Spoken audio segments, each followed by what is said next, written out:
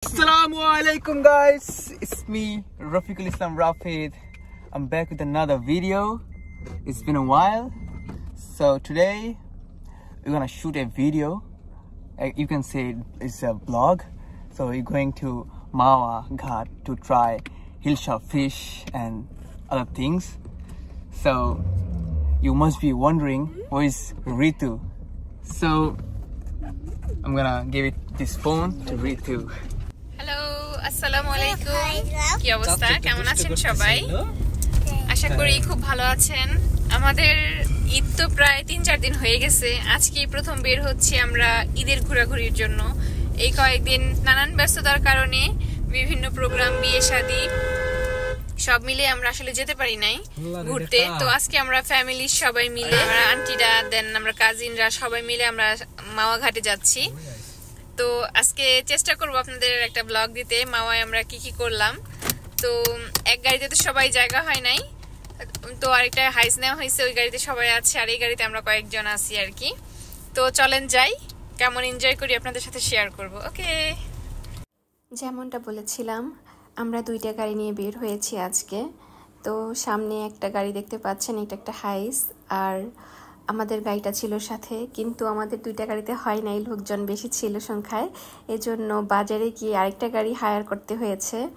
তো আমরা এখন ওই 3 নম্বরের গাড়িটার জন্যই অপেক্ষা করছিলাম আমরা একটু আগে চলে আসছি এজন্য বাংলোর কাছে দাঁড়িয়েছি তো জায়ানের খুব গরম লাগতেছিল এজন্য সুমন জায়ানকে নিয়ে একটু নদীর পাড়ে দাঁড়ালো কারণ নদী আমার যেমন পছন্দ আমার বাচ্চাদেরও নদী অনেক পছন্দ আর আজকের ঘোরাঘুরিটাই মূলত নদী কেন্দ্রিক আমরা যাব মাওয়াতে দেন যাব পদ্মা সেতুতে আরও বেশ কয়েক জায়গায় ঘোরার প্ল্যান আছে যদি আবহাওয়া সব মিলিয়ে ঠিক থাকে তো আমাদের ঘোরাঘুরিটা আজকে ভালোই হবে আশা করছি সুমনের কাছে দিয়েছিলাম একটু ভিডিও করতে ও আমাদেরকে একটু ভিডিও করতেছিল এই তো জায়ান বাবু এখানে দাঁড়িয়ে আছে আসলে কারোর জন্য ওয়েট করতে গেলে সেই টাইমটা আর শেষ হয় না 5 মিনিট 10 মিনিট করতে করতে প্রায় এখানে আধা ঘন্টার মতো সময় লেগে গেছে তো এখানে অনেকটা দেরি হয়েছে আমাদের আবার আমরা অনেক দিন পরে যাচ্ছি পদ্মা সেতুর রোডে আমরা তো বাগেরহাট থাকতে রেগুলার যাওয়া আসা হইতো এখন আমরা ঘুরতে আসছি এদিকে বুঝলাম না পদ্মা সেতু দেখার কি আছে আমি এতবার দেখছি যে আমার এখন আর দেখার কোনো কি বলে আকর্ষণটা নাই তো সারাদিন থাকবো কেন গাদা এখান থেকে গেছি অনেকবার তো অনেকবার যাওয়ার কারণে এখন অত আগ্রহ নাই কিন্তু বাকিরা নাকি চায় নাই এই জন্য ভাবলাম তাদের ঘুরাই নিয়ে আসি এই আর কি এখন আমরা এই তো পদ্মা সেতুতে উঠতেছি এই তো স্টার্টিং পয়েন্ট শুরু হয়ে গেল এখান থেকেই যাও এখন তোমরা চলো তাহলে বাগেরহাট যাই খুলনা থেকে ঘুরে আসি ওই শীতের বাসায় যাই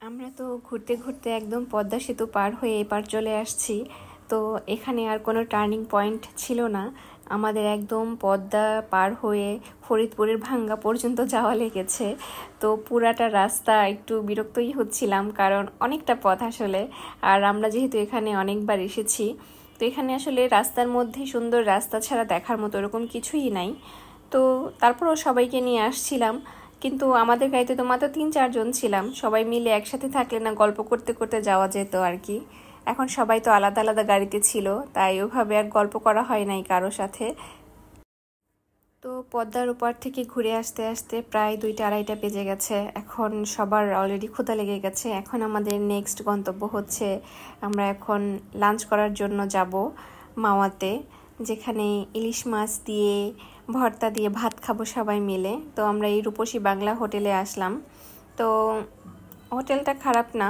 খাবার দাবারও বেশ ভালো ছিল তো এখানে এখন মামা মাছের দামাদামি করতেছিল মাছ দেখতেছিল যে কোন মাছটা নেওয়া যায় আর এত গরম ছিল ওই সময়টায় কি আর বলবো তখনও তো বৃষ্টি শুরু হয়েছিল না অনেক গরম ছিল তো আমরা সবাই মিলে আসছি আর এদিকে মামা তো মাছ দেখতেছিল কোন মাছগুলো নেওয়া যায় তো আমরা তো বেশ অনেকজন মানুষ ছিলাম এখানে 3টা মাছ নিতেছে বড় বড় ওজনের খুব সুন্দর লাগতেছিল মাছগুলি দেখতে এখানে মাছ ওজন করা হইতেছে আর মাছ দামাদামি করা চলতেছে মামা আন্টি এরা সবাই মিলে দামাদামি করতেছিল যে কত টাকা দিবে কারণ ওনারা তো এক্সেসিভ লেভেলের দাম চেয়ে বসে যেটা চেয়ে বসে ওটাতে তো আর কেনা সম্ভব না দামাদামি করতেই হয় তো আমাদের এই তো মাছ কেনা হয়ে গেছে আর এখানে মাছ কাটার জন্য দিয়ে দেওয়া হয়েছে।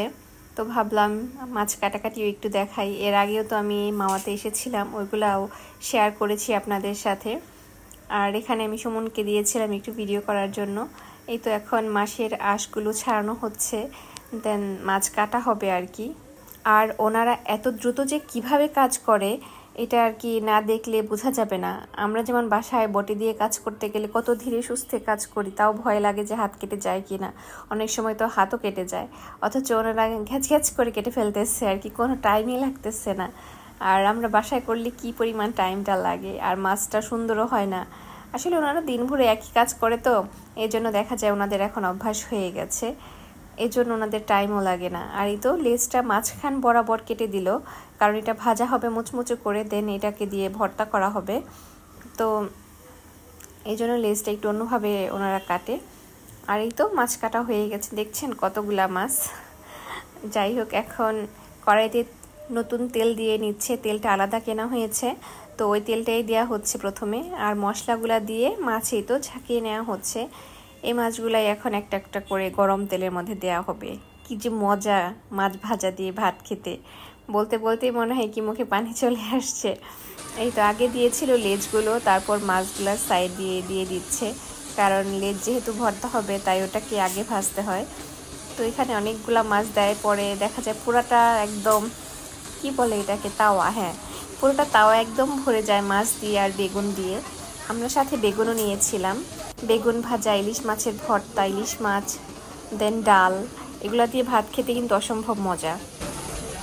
এখানে তো মাছগুলো একদম উল্টে পাল্টে মুচমুচে করে ভেজে নিচ্ছে গরম তেলের মধ্যে। মাছ ভাজার যে একটা সুন্দর শব্দ আসতেছে, এত ইয়াম্মি লাগে দেখতে, মনে হচ্ছে যে গরম গরমই খেয়ে ফেলবো এখন।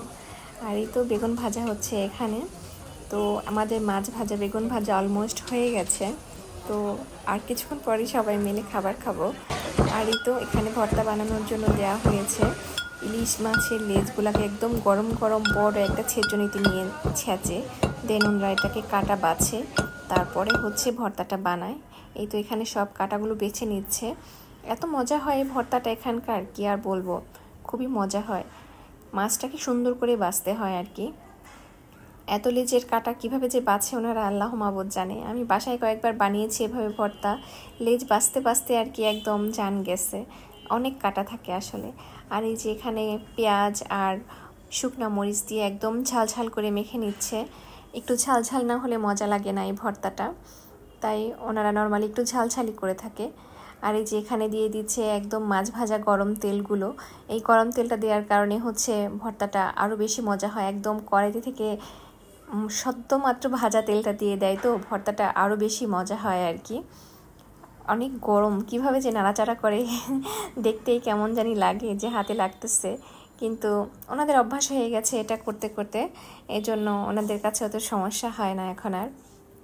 আর এই ভর্তাটা যারা যারা খেয়েছেন জানাবেন আপনাদের কাছে কেমন লাগে। আমাদের কাছে তো অসম্ভব মজা লাগে, খুবই টেস্ট হয় খেতে। তো আমরা যে কয়বারই যাই এভাবে ভর্তা তো খাওয়া মাস্ট। আর এই যে আমার মামা এখানে দাঁড়ায় আছে, সব কিছু তদারকি করতেছে, সব খাবার দাবার ঠিকঠাক মতো নিচ্ছে কিনা। তো সবাই মিলে এসেছি তো অনেক মজা হয়েছে, এভাবে আসলে ফুল ফ্যামিলি মিলে ঘুরতে আসা ওইভাবে হয় না। আর এই যে দেখেন খাবারগুলো এখানে সাজিয়ে রাখছে, 2টা প্লেটে মাছ দিয়েছে, দেন ভর্তা। আর ভিতরের দিকে তো সব বসেছে, 2টা 3টা টেবিলও একসাথে করে হয় না, তো আমাদের তো এক লাইন পুরা লেগেছে। আমরা প্রায় কতজন মানুষ, 25-26 জন মানুষ গিয়েছিলাম। তো এত মানুষ তো আর একসাথে বসা সম্ভব না, এভাবে জায়গা হয় না আসলে। তো এখানে 4-5টা টেবিল একসাথে করে দেন আমরা বসেছিলাম। তো সবাই মিলে অপেক্ষা করতেছি, খাবার এখনই চলে আসবে। সবাই ক্ষুধা লেগেছে, আর বাচ্চারা একটু বিরক্ত করতেছিল, প্রচুর গরম লাগতেছিল। এখানে যদিও এসি করা রুম ছিল, কিন্তু লোকজন বেশি থাকার কারণে এসির হাওয়ায় কাজ হচ্ছিল না। আর এই তো এই পাশটায় বসেছিল রিফাত আন্টি এরা, কারণ ওই দিকটায় টেবিল আর ফাঁকা ছিল না, তো ওনারা খাবার খাচ্ছিল বিধায় এদিকে একটু বসেছে। তো পাশে টেবিলের লোকজনের খাওয়া দাওয়া শেষ হলে দেন আন্টিরা শিফট হয়ে ওই পাশে যাবে আর কি।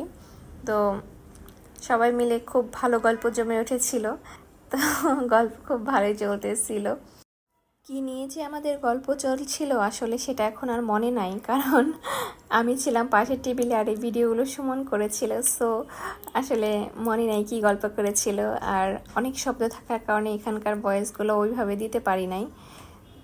তো তানজিলা এখানে তার ভাই বোনদের সাথে বসেছে। অনেক ভালো লেগেছে আসলে সবাই মিলে একসাথে গিয়ে। গরমে যদিও একটু কষ্ট হয়েছে, আমার একটু কষ্ট হয়েছে জায়ানকে নিয়ে, কারণ ওর বাবা ছিল না আমার সাথে, তাই আমি তাকে একটু মিসও করেছি আর কষ্ট হয়েছে। আর এদিকটায় অন্যান্য খাবারও একটু ভিডিও করে নিচ্ছিলাম। নদীর মাছ ছিল, বিভিন্ন রকমের ভর্তা ছিল, শাক ভাজি ছিল। তো এত মশলাদার খাবার আসলে আমরা ওই দিন নিই নাই, আর সিম্পল সাদা ভাত খেয়েছি আমরা, মজা করে ডাল দিয়ে, একদম মাছ ভাজা দিয়ে আর ভর্তা দিয়ে। কাকি বলতেছিল আমি একটু খাই, আমাকে একটু ভিডিও করো, ভর্তা দিয়ে ভাত খাই কি মজা কিনা। তো তাই কাকি একটু ভিডিও করতেছিলাম, মজা করে খাবার খাচ্ছি। কাকি বলেছে মজা হয়েছে। আমি তখনও খাবার শুরু করি নাই আসলে, আর এই দিকটায় তৈরি তারা খাওয়া শুরু করেছে। তো এখন ওদের টেবিলও আমাদের সাথে অ্যাড করে নেওয়া হয়েছে। তো এই তো বেগুন ভাজা ভর্তা দিয়ে ভাত রেডি করে নিচ্ছি।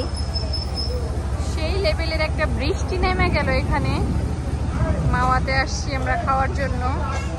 এত বৃষ্টি হইলো এটার আর বলার অপেক্ষা রাখে না। আর সেই একটা বৃষ্টি হয়ে গেছে আমাদের খাওয়া শেষ হওয়ার পরে। এত বৃষ্টি হয়েছিল, ভাবছিলাম শেষ, আজকে আমাদের আর ঘোরা লাগবে না, এখন এখান থেকে বিদায় নিয়ে বাসায় যেতে হবে। এত বৃষ্টি হয়েছে, পুরা মনে হয় 1 থেকে 1.5 ঘন্টা টাইম লেগেছে বৃষ্টিটা পুরোপুরি কমতে। কিন্তু বৃষ্টি কমার পরই আবার একদম চকমকে একটা রোদ উঠে গেছে, তো ভালো লেগেছে। আর এই তো আমরা চলে আসছি একদম মাওয়া ঘাটে, পাশে নদীর কাছে একদম বলতে পারেন। আর এত বাতাস ছিল তখন, মনে হচ্ছিল আমরাই উড়ে যাব, খুবই ভালো লাগতেছিল। আমার তো মনে হয় কাঞ্জিলা বেলা থাকতেই নদীতে বোটে করে ঘুরে আসা ভালো।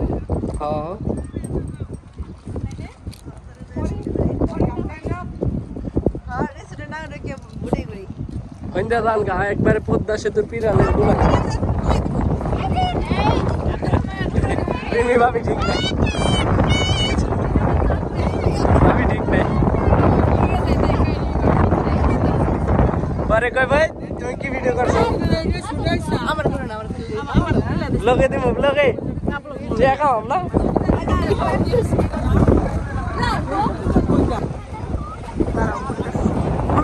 সমস্যা বুঝে যাবে।